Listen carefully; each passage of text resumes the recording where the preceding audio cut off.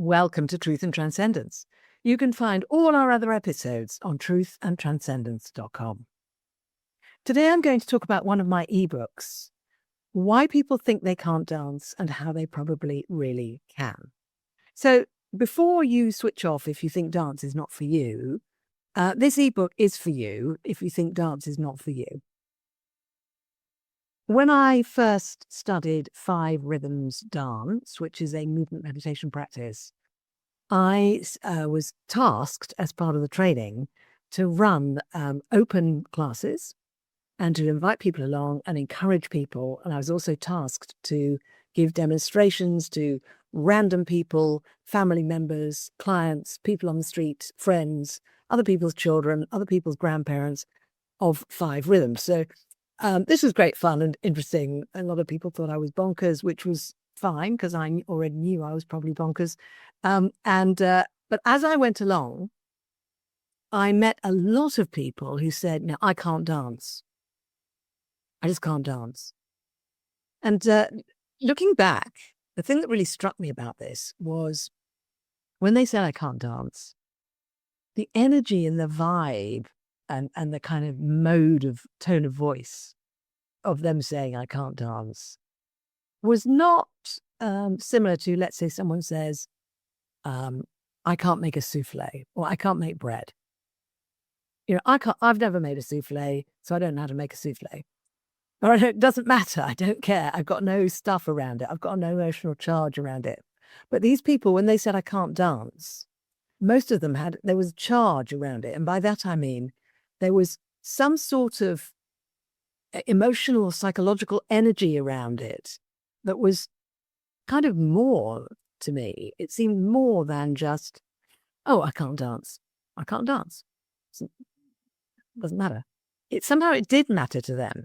There was some, how can I put it, discomfort for them around the fact that they felt they couldn't dance. So I became fascinated, being a humanistic psychologist, these things fascinate me and I have to dig into it. And so I did. And I started jotting down what people were saying and I started asking questions and saying, well, why? What do you mean you can't dance? Just tell me more, tell me more, tell me more, tell me more.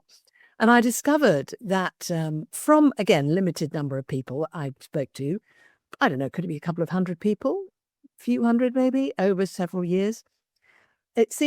I discovered that it seemed to be at one end of the spectrum, there were people who just dance. It doesn't matter what's going on. It doesn't matter. Nothing matters. They're going to dance, whatever happens.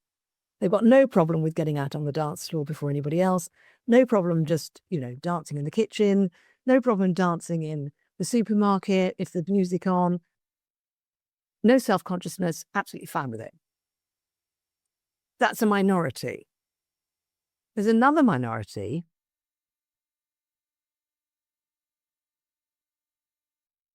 at the other end of the spectrum who genuinely have absolutely no interest in dancing. They've got no interest. They don't care.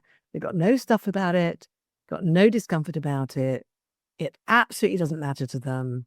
I'm just not interested. And that's another small minority. There was a massive group of people in the middle who think they can't dance and they have some, whether it's baggage or luggage or discomfort or something about that they don't like. It's uncomfortable.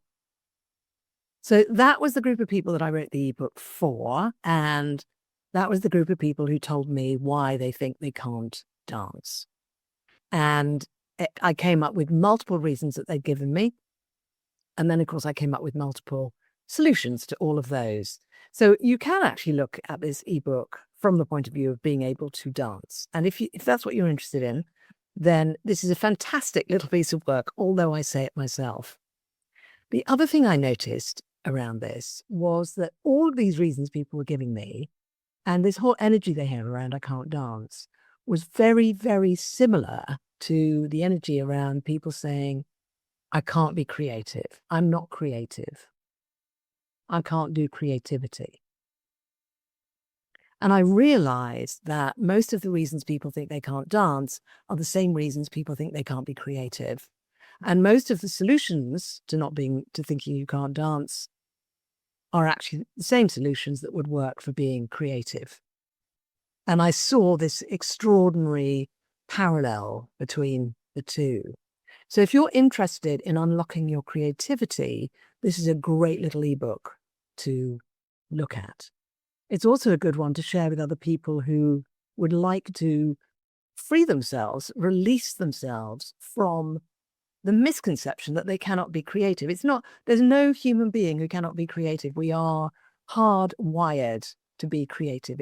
It's one of the ways that we have survived as a species with our ridiculous design of our bodies, our muscular weakness.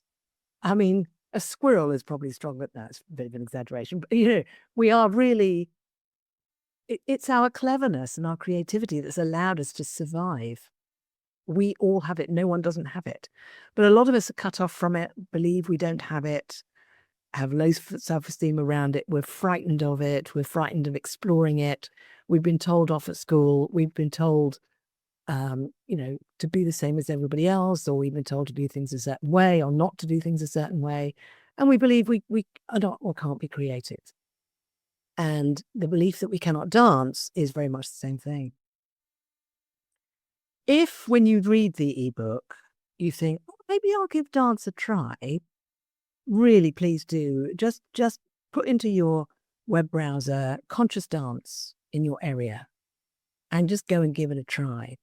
I've had so many people walk onto my dance floors and be self-conscious for the first 5 or 10 minutes, and then it's over.